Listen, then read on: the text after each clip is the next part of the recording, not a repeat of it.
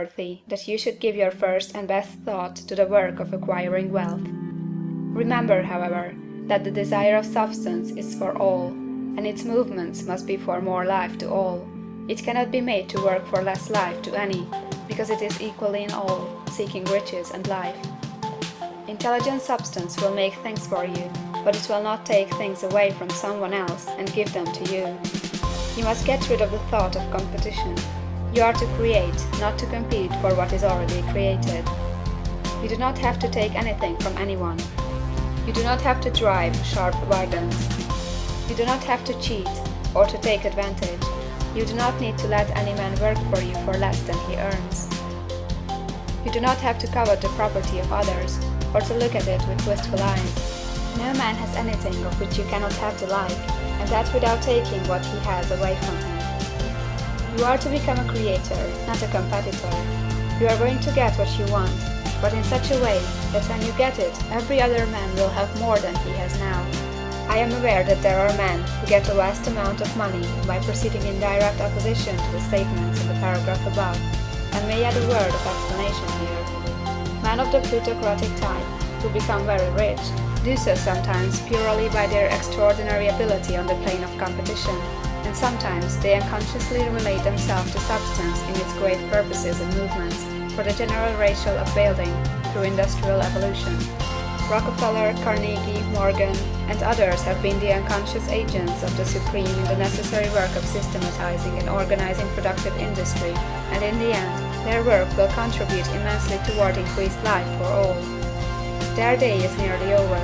They have organized production and will soon be succeeded by the agents of the multitude who will organize the machinery of distribution. The multimillionaires are like the monster reptiles of the prehistoric eras.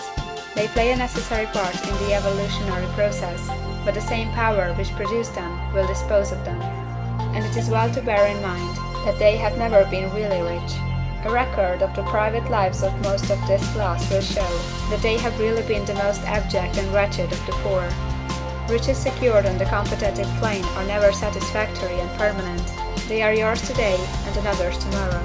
Remember, if you are to become rich in a scientific and certain way, you must rise entirely out of the competitive thought. You must never think for a moment that the supply is limited.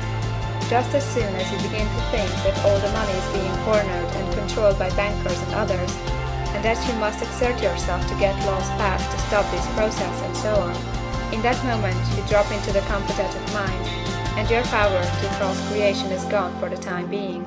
And what is worse, you will probably arrest the creative movements you have already instituted. Know that there are countless millions of dollars worth of gold in the mountains of the earth, not yet brought to light. And know that if there were not, more would be created from thinking substance to supply your needs. Know that the money you need will come, even if it is necessary for 1,000 men to be led to the discovery of new gold mines tomorrow.